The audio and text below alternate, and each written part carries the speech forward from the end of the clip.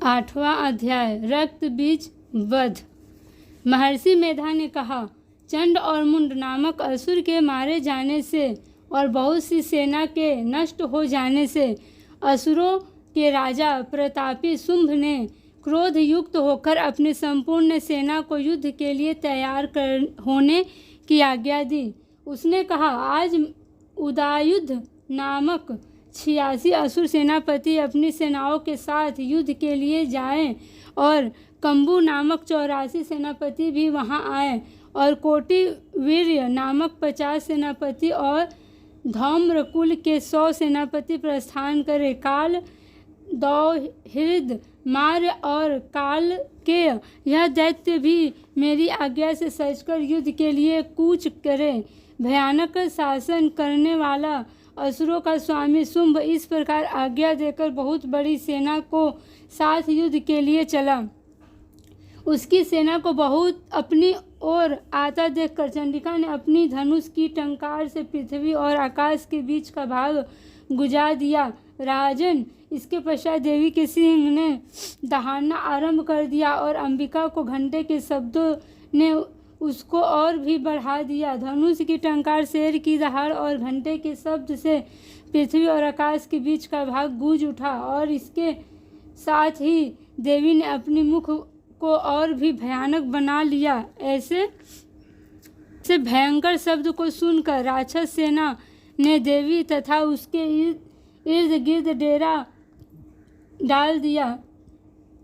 राजन, उस समय दैत्यों के नाश के लिए और देवताओं के हित के लिए ब्रह्मा, शिव, कार्तिकेय, विष्णु तथा इंद्र आदि देवों की शक्तियाँ जो अत्यंत पराक्रम और बल से संपन्न थी, उनके शरीर से निकलकर उसी रूप में चंडिका देवी के पास गई। जिस देवता का जैसा रूप था, जैसा आभूषण थे और जैसा वाहन था, वैसा ही रूप, आभूषण और वाहन लेकर उन देवताओं की शक्तियाँ दैत्यों से युद्ध करने के लिए आई। हंस युक्त विमान में बैठकर और रुद्राक्ष की माला तथा कमंडलू धारण करके ब्रह्मा जी की शक्ति आई।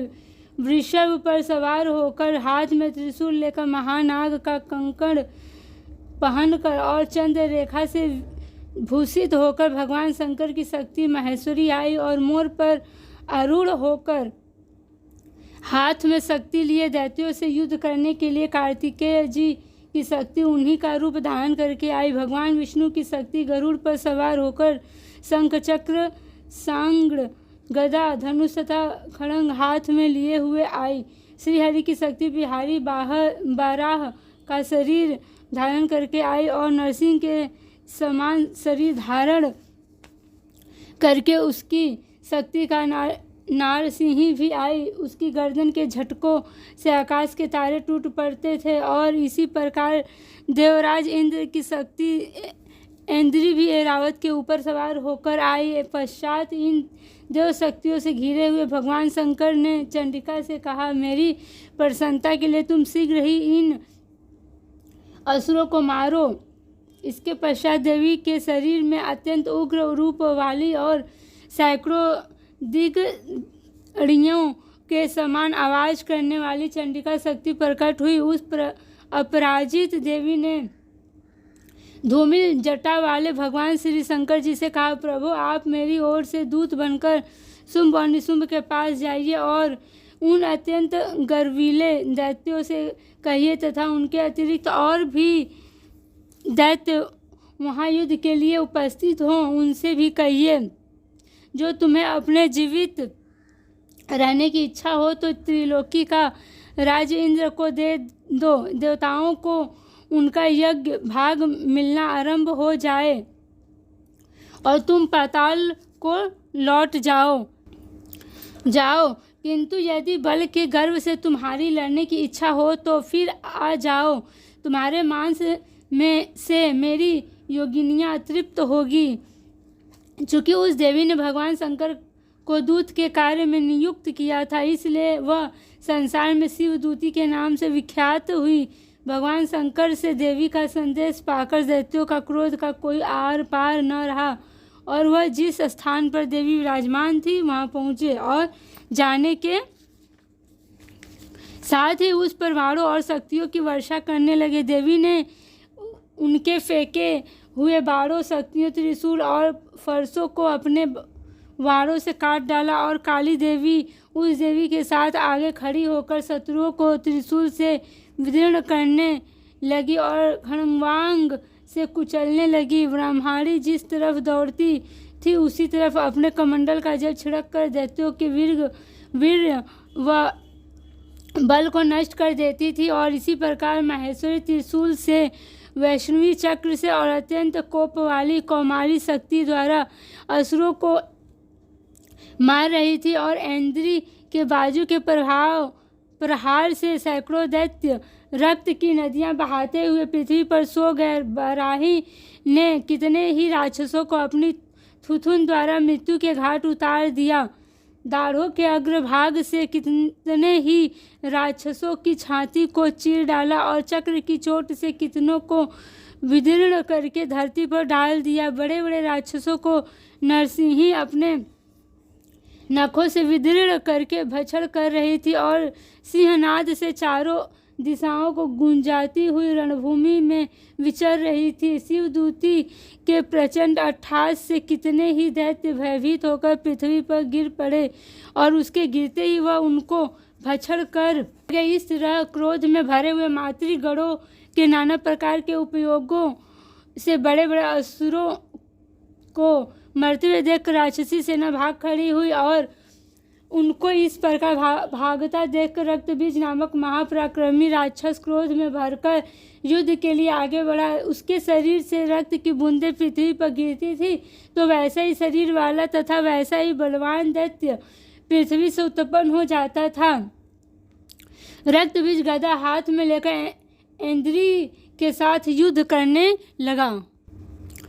जब इंद्री शक्ति ने अपने वज्र से उसको मारा तो घायल होने के कारण उसके शरीर से बहुत सा रक्त चलने लगा और उसकी प्रत्येक बूंद से उसके समान ही बलवान तथा महाप्रक्रमी अनेकों दैत्य भयंकर रूप में प्रकट हो गए। वह सबके सब दैत्य रक्तबीज के समान ही बलवान तेज वाले थे। वह भी भयंकर अस्त्र शस्त्र लेकर देवियों के साथ लड़ने लगे। जब इंद्री के वज्र प्रहार से हजारों से उसके मस्तक पर चोट लगी और रक्त बहने लगा तो उसमें से हजारों पुरुष उत्पन्न हो गए। वैष्णवी ने चक्र से और इंद्री ने गदा से रक्तबीज को चोट पहुंचाई और वैष्णवी के चक्र से घायल होने पर उसके शरीर से जो रक्त बहा उससे हजारों महाअसुर उत्पन्न हुए जिनके द्वारा यह संपूर्ण जगत व्याप्त हो गया। कौमारी ने शक्ति से, बाराही ने खड्ग से और माहेश्वरी ने त्रिशूल से उसको घायल किया। इस प्रकार क्रोध में भरकर उस महादैत्य ने सब माताओं पर पृथक गदा से प्रहार किया और माताओं ने शक्ति और शूल इत्यादि से उसको बार बार घायल किया।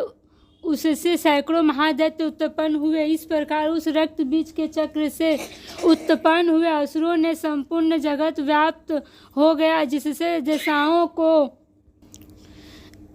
देवताओं को भय हुआ। देवताओं को भयभीत देखकर चंडिका ने काली से कहा, चामुंडे अपने मुख को बड़ा करो और मेरे शस्त्र घात से उत्पन्न हुए रक्त बिंदुओं तथा रक्त बिंदुओं से उत्पन्न हुए महाअसुरों को तुम अपने इस मुख से भक्षण करती जाओ। इस प्रकार रक्त बिंदुओं से उत्पन्न हुए महादैत्यों को भक्षण करती हुई तुम रण में विचरो।